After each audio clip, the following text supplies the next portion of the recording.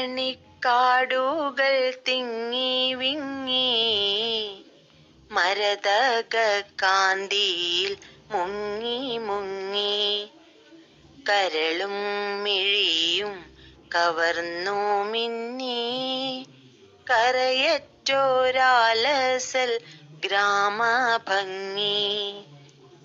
പുളകം പോൽ കുന്നിൻ പുറത്തു വീണ പുതുമൂടൽ മഞ്ഞല പുൽകി നീക്കി പുലരൊളി മാമല ശ്രേണികൾ തൻ പുറകിലായി വന്നു നിന്നെത്തി നോക്കി.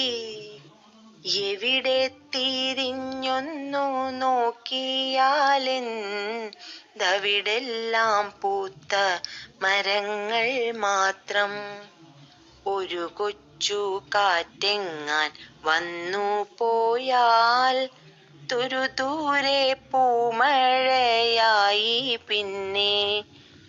തളിരും മലരും തരുപ്പടർപ്പും തണലും തണുവണി പുൽപ്പരപ്പും കളകളം പെയ്തു പെയ്തങ്ങുമിങ്ങും ഇളകിപ്പറക്കുന്ന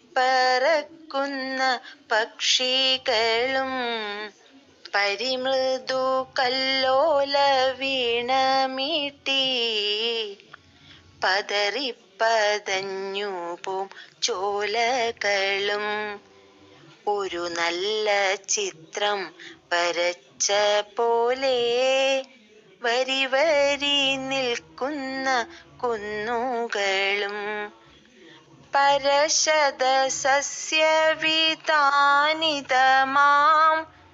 പല പല താഴ്വര തോപ്പുകളും പവിഴക്കതിർക്കുല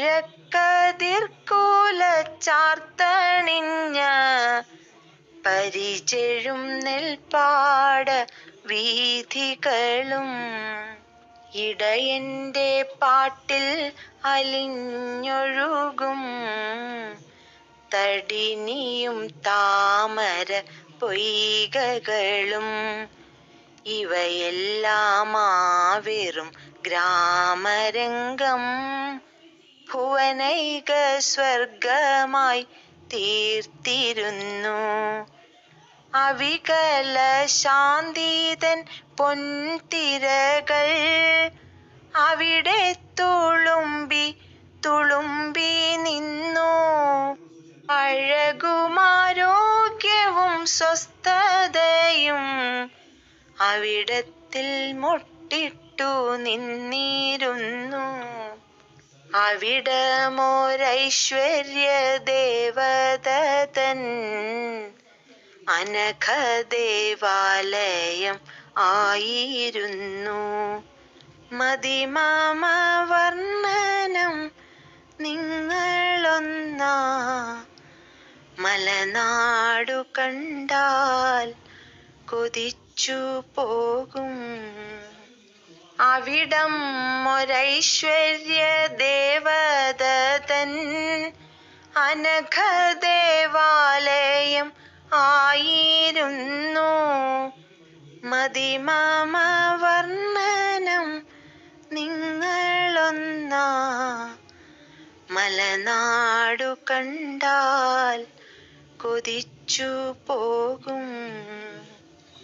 മതിമമ വർണ്ണനം നിങ്ങളൊന്നാ മലനാടു കണ്ടാൽ കൊതിച്ചു പോകും.